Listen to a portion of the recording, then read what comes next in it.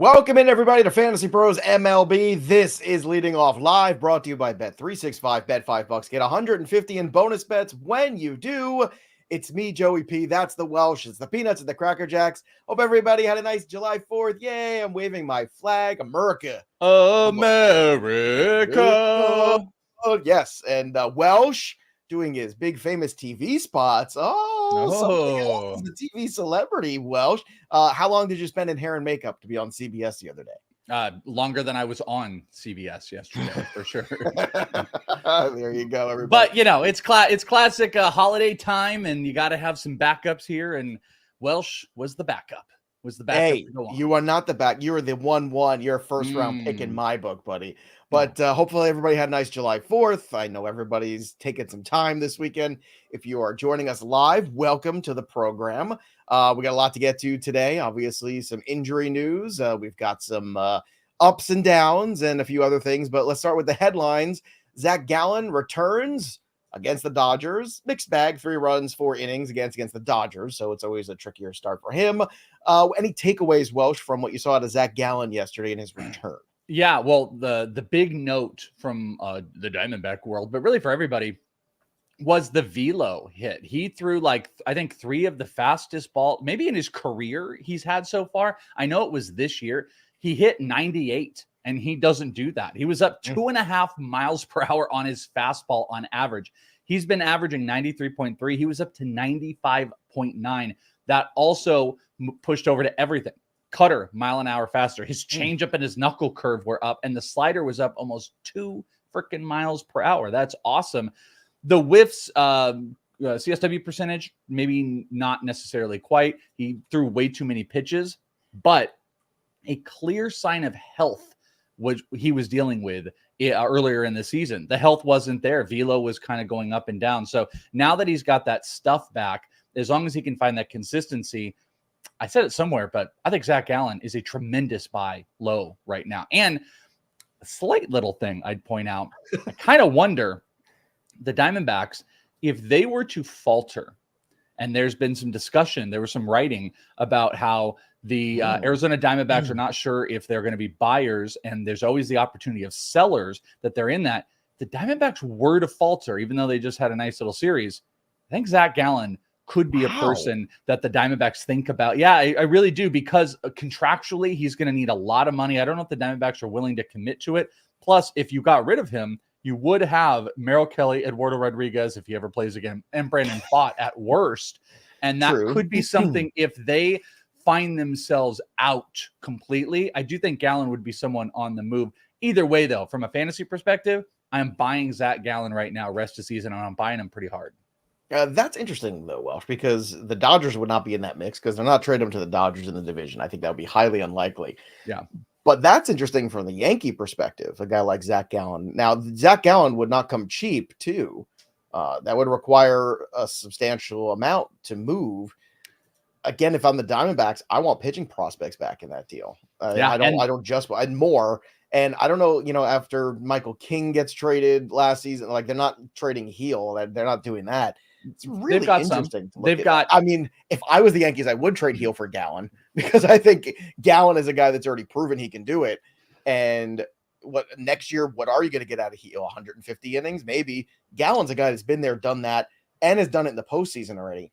If I'm the Yankees, I make that trade. I don't know if the Yankees will in reality, though. Yeah, well, it's interesting. Is this spurned from? I was on CBS yesterday, and we were talking about the Yankees, and we were talking about the Orioles, and I started to think about just the landscape. And this article had been in my head from AZ Central, where Mike Hazen with the Diamondbacks was saying, we don't know what we are right now. We're gonna know, but if we are too far out, we're not going to make that chase. Gallen, the contract is going to be so much, and forgive me, I think he has a year after this. I think that I could envision the Diamondbacks making that move, and a team like, let's say you focus on the Yankees, Clark Schmidt, Will Warren, Chase Hampton, they've got pitching prospects. Anyone who's in the buying market that has pitching, I agree with you. I think that's where the Diamondbacks would go. Not saying they'll do it. They just played a hyper competitive good series against the Dodgers, but if there is faltering over the next 10 days, I think that could be a surprise name that could jump up in the market. And if the Diamondbacks knew they couldn't trade him. So he's You're 10th this year. Next year, he has a whole year of control at arbitration eligibility at 29. And then he'll be 30 in 2026, which is UFA. So he is signed through the 2026 season, and then he becomes an unrestricted free agent. So, I mean, that is a lot of control. And you know, at the end of the day, they might not do that. But it's again, it's been in my head if they are sellers. That's this season in a pennant race. If you're the Yankees, it's 2 more years. I don't know, man. That's really interesting to sit and think about. You'd have to it'd be the house though for a guy like that if they were to. But again, we're saying this after they just went to the World Series last year too, and also they just beat up on the Dodgers a little bit. They did. They beat up on the Dodgers, and also Davis De Los Santos is beating up on every pitcher he sees. And by the way, I had it later in the show, but since we're talking about now, Eugenio Suarez 0 for 4 yesterday. Another banner day for Eugenio Suarez. By the way, Brandon had something to say about your CBS appearance. I heard they tried Puppet Joe, but at first he was booked. So unfortunately, Puppet Joe was not available for CBS. He was on. Can you imagine? He was on ABC. Let's get to more headlines. Gunnar Henderson 3 for 5 with a 2-run homer. Good day for the Orioles, who also had Corbin Burns go out there and strike out 6, but they came up short at the end of the day. So good performances for these two guys, but not enough there. Castillo starts today, by the way. A lot of eyes will be on him for the Mariners. Nick Pivetta, good day for him, struck out 10, 7 scoreless innings, but again, another no decision there against the Marlins. I think no decision against the Marlins. We'll never know. The Yankees, though, continue to have struggles in the rotation. Marcus Stroman, 5 runs in 5 innings. The Reds sweep the Yankees. The team ERA over the last 30 days in the month of June, 5.56 heading into July 4th after yesterday.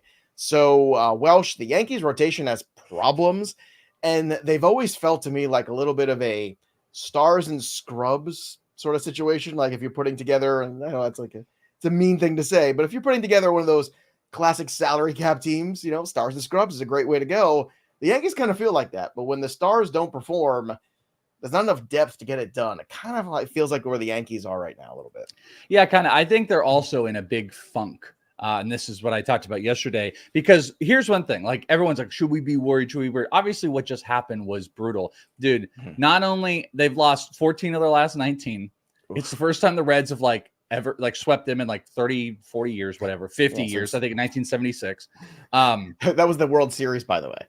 Yeah, they haven't. No, I'm serious. That was the World Series where they because it's Johnny Bench, and that was before interleague play. Everybody, that's how long ago it was. They haven't won a series for a month, and they've been such losers. They lost the national anthem standoff even yesterday too. Did you see that? Graham Ashcraft. I was having cocktails and grilling yesterday. 2 Yankees. When the national anthem was done, it was the stand where everyone keeps standing there. Yeah, sure. They lost that. Graham Ashcraft beat them there. But my take on it is that I actually think it's just they need the slump buster right now.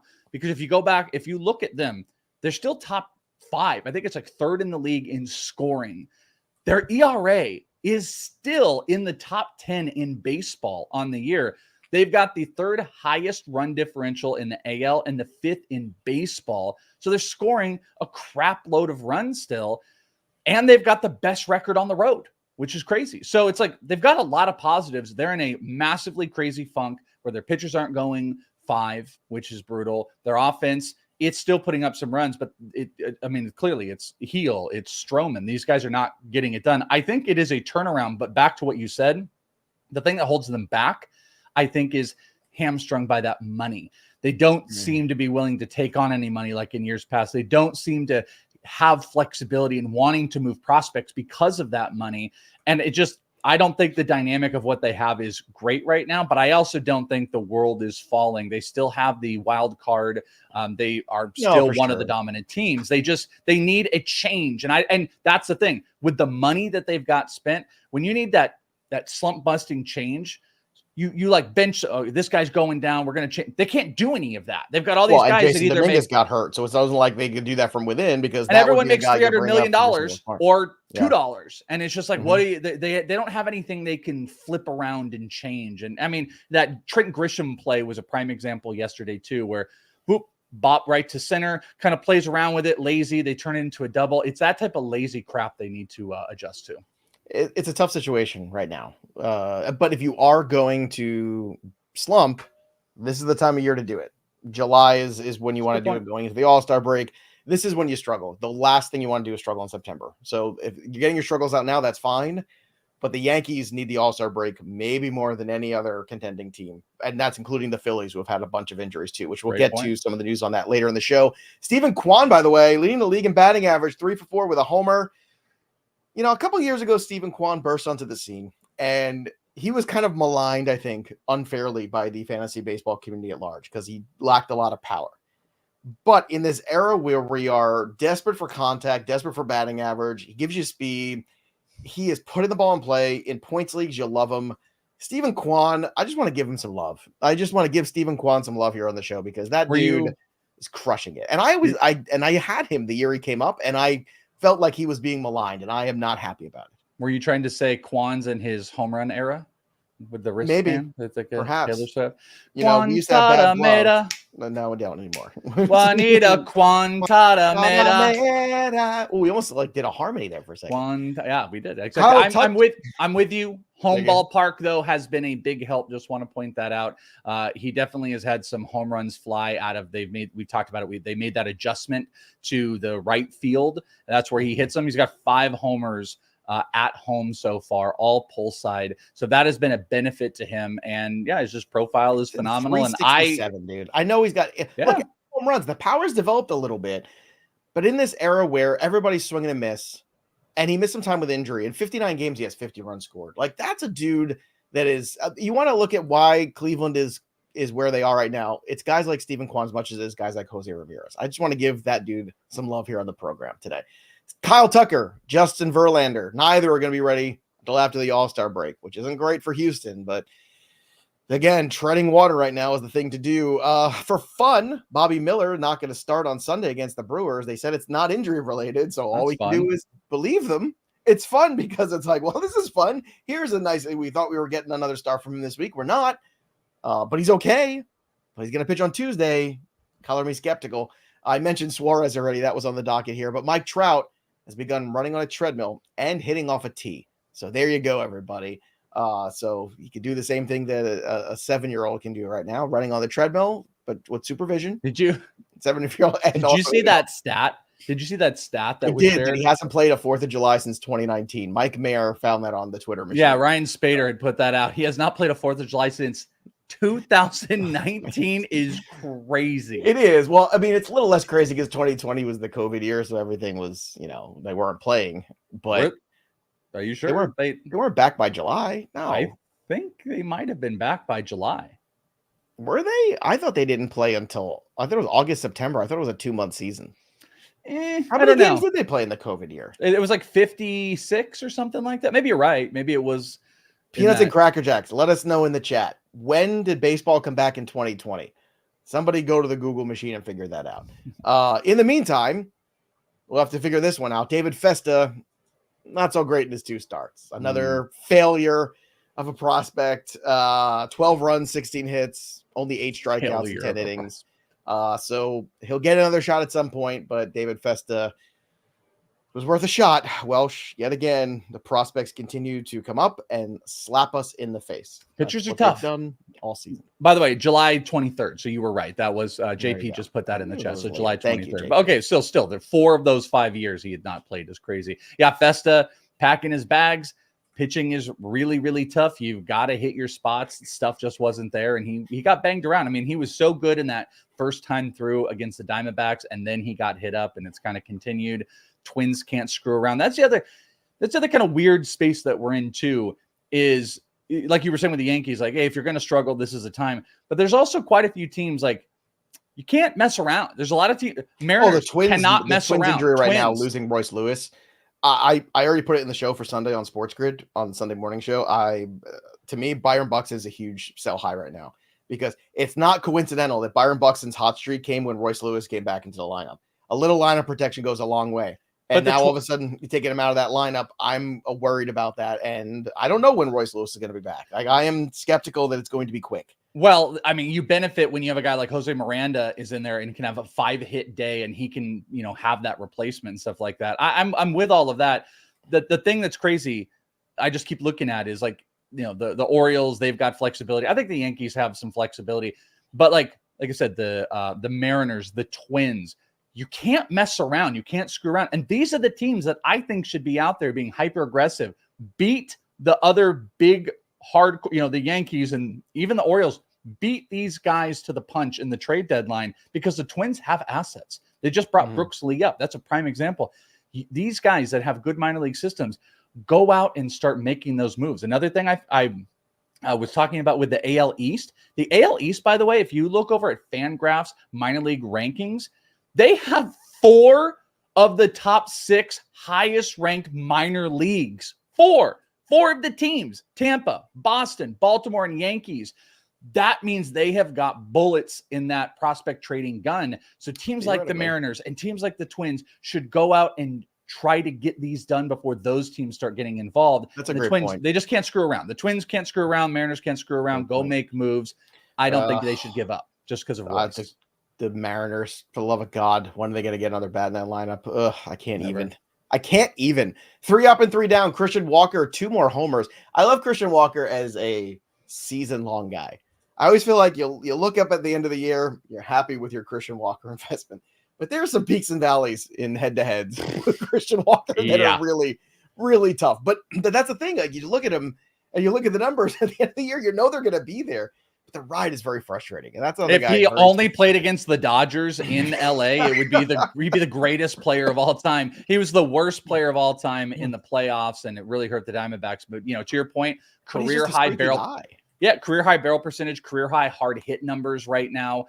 Expected batting average is also the highest in 5 years. He's just on a tear, but he's going to come back down just a tiny bit. But it's a good point. It's kind of like Goldie over the last couple of years. Not a great like dynasty type of guy, but you want him. But now Goldie has been struggling the last 2. Walker's kind of taking over that spot. He's just you're going to get 100 RBI and you're going to get 30 plus homers. And if you can deal with the peaks and valleys, right? You're just going to there could be 2 months where it's like 1 home run and 8 RBI, and should I cut Christian Walker? Well, yeah, that's what it'll be. That's what it is. And buy him every time he's cold because the hot streak's coming. Bobby Witt also good, 3 for 4 with a double, a homer, and 2 ribbies. Ian Happ 4 for 4. How about that? And a pair of 3-run bombs for him as the Cubs beat up on the Phillies 10-2 yesterday. 3 down. Our streamer Landon Knack was not good. 4 1/3 innings, lost to the D-backs. Your D-backs. Zach Eflin. Again, another bad start for him. 5 earned runs in 5 innings. And then Kenta Maeda was lit up for 9 runs and 3 2/3 against his old team, the Twins. Kenta Maeda. Let's get through some injuries. Robbie Ray, 3 runs over 3 innings in a minor league rehab start. He'll make another one next week. Max Muncy dealing with the oblique still. Welsh. I got a bunch of Dodger notes here for the injuries, and Max Muncy still with this oblique. What the hell's happened here? And if so, are we talking with an issue where they should have done surgery? Because it's been months now, and that is absurd at this point. It seems like there's a bigger issue going on, a bigger tear or some sort of tissue problem going on there. I can't believe it's almost the All-Star break, and we still don't have Muncy back. I mean, I'm kind of surprised too, but, saying it a million times like we have, obliques have been up on the rise. Obliques affected by swings. He's got a pretty big, violent, fast, aggressive swing that if that oblique is not completely set, it's kind of unlike some others. So this is really unfortunate. And I will say, though, that, the Dodgers, they've got, some of those guys in the system that they can work with. But this is probably going to be one of those things that stalls them out from wanting to, we're going to have Max back from making any type of aggressive moves. So they just got to keep rolling. But yeah, fantasy owners should be concerned about this with Max, because also it seems like it's a very easy thing to kind of re-aggravate if it's not healing great early on. So this is, I've always been kind of the Max Muncy defender. I'm pretty hands-off at this point about like stashing for Max Muncy rest of season. All right, let's continue on with more Dodger injuries. Clayton Kershaw through a bullpen session with no incident. We'll see how he bounces back because he had shut down with the shoulder. Speaking of shoulders and Dodgers, Yoshinobu Yamamoto. By the way, I've seen Jiminy Glick around more now. Said I told you that was my favorite. Have I. That's so weird. I saw one that made me cry. It was with Ricky Gervais, and I saw that one. I was crying laughing. One. I need to rewatch. But they just Jiminy Glick one with Bill Hader. I guess he had taken over for Jimmy Kimmel or something. and Martin Short was like a guest host, and he had been doing some Jiminy Glick interviews, and he did one with Sean Hayes, and he did one with Bill Hader, which was Bill Hader's one of my favorite people on the. I watch anything ever. I'll send you the reel with Bill Hader. That one was so funny, and he just So I see, even though you're famous, you don't really take very good care of yourself. You're not really into your appearance, which is refreshing. Like in the middle of the interview, he just starts eating donuts and shoving them in his mouth, and he keeps talking, and he's trying to barely understand what he's saying. I feel like you could be like a fantasy Jiminy Glick. You would be really good at totally that. Do that. I would love to do that. Like interview guys. Rushy Rice. So I heard in the offseason you opened up a driving school for youth. How did that go? Like I want to do that kind of, like, I think that'd be just completely take the piss out of the athletes. Like just completely do that. The thing is they won't sit and find it amusing. They'll get mad about it.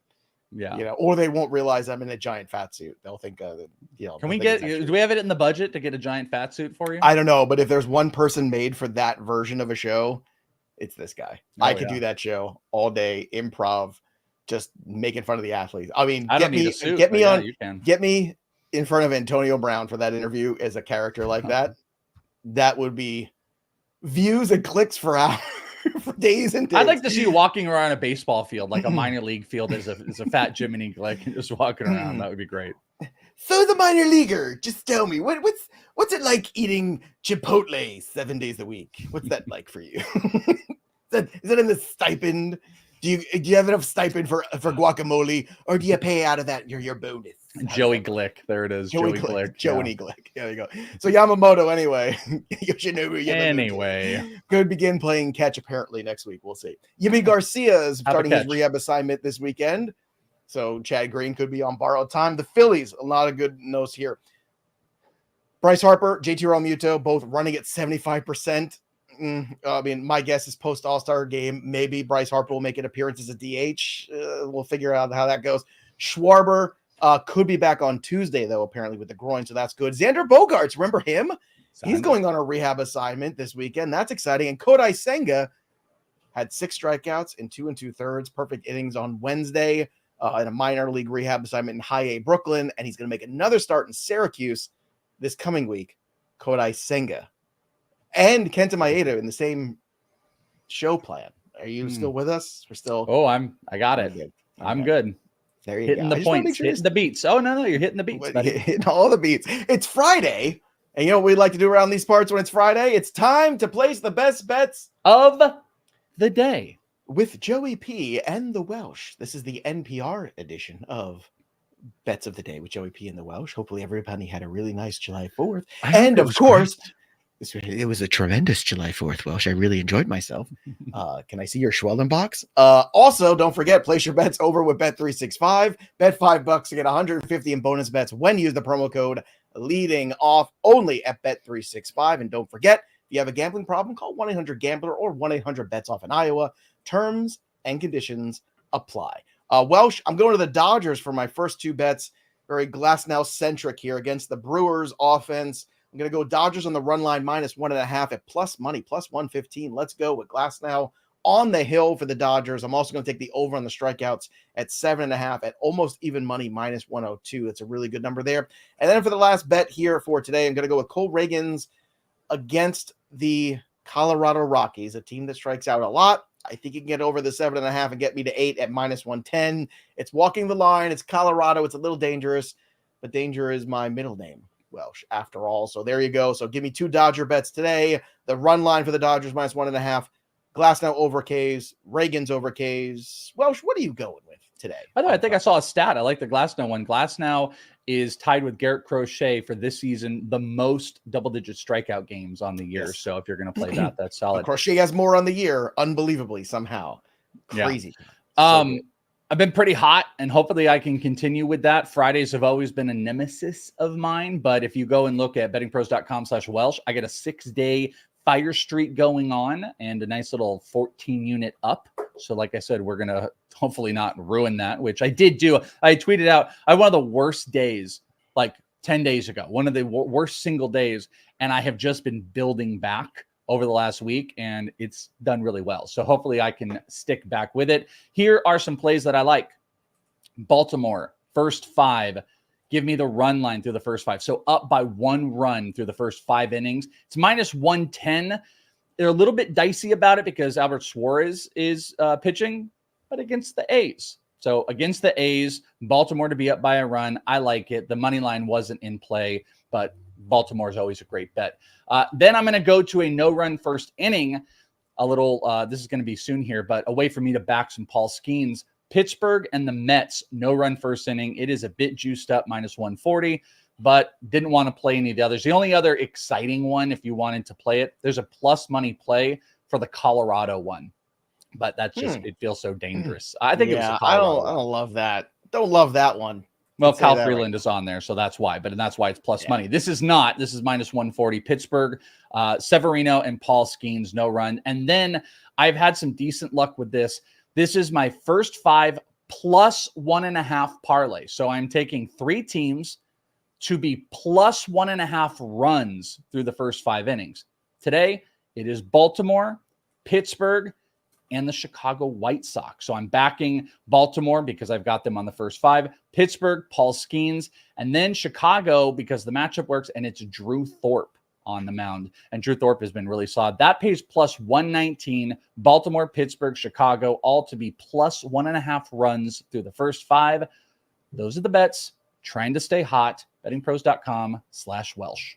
There you go. And don't forget, everybody, download the Betting Pros app today. Start betting smarter, not harder. NFL season's right around the corner. We got amazing content for you on our Betting Pros YouTube channel, too. So if you're enjoying this content here on the MLB channel, and I know you're watching it on the BP channel, subscribe to both channels. Subscribe to all the channels here over in the Fantasy Pros Family Network. We're a family network.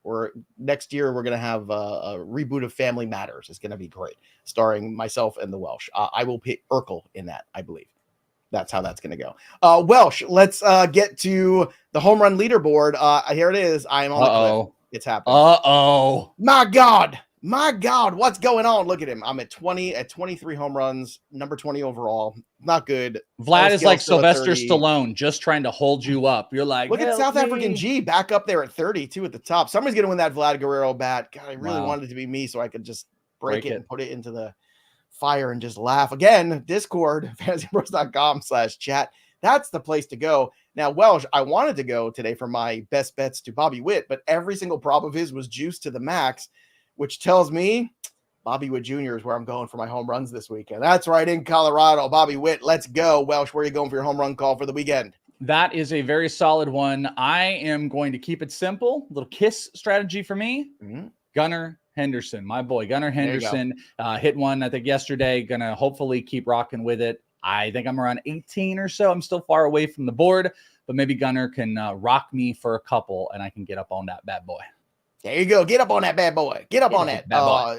Hopefully everybody had a really good holiday yesterday. Enjoy this holiday weekend. For those of you taking a little time for yourself, it's very good to do that. Mentally checking out a little bit. I know for a lot of you, this show is your mental checkout. And we are always happy to provide that for you because we know life is tough sometimes. Life can really kick you in the pants once in a while. Boy, can it. And hey, I want to give a special shout out. Happy birthday to my lovely wife and daughter who share the same birthday today. We kind of celebrated a lot yesterday, but happy birthday to the half of the Welsh family who have a birthday today, July 5th. There you go. There you go. We have so many things to celebrate and be thankful for. So happy birthday to all Welsh's whole family, as Lee points out here in the chat, and appreciate all the holiday weekend to all the Peanuts and Cracker Jacks. So many joining us live here for the show. And we've got a lot of special things coming at you too. So don't forget, next week will be a regular week of shows. I think Welsh is taking a little time off to do some birthday celebration things next week. Yeah, you guys won't see me on Thursday and Friday. Thursday and Friday. We're going to miss you so much, but we're going to have, I think, 2 Joes. It's going to be a Rico helping us out. Friend of the 2 Joes, 1 show. 2 Joes, 1 show. You're not going to want to miss that. And remember, the week of All-Star break, we're going to have some content here on the channel for you. Futures game, draft stuff, and our fantasy All-Stars of the year so far. So some good, fun, wholesome entertainment here on Fantasy Pros MLB. Don't forget to subscribe to the channel. Go out there, put your waiver wire claims in before you go hitting the old, cocktails by the pool this weekend. Make sure you get all that stuff in first. But again, have a great time out there. Enjoy the holiday weekend. That'll do it for us. But the story of the game goes on. For the Welsh, I'm Joey P. We'll see you next time, kids. Happy birthday, Welshes. Peace.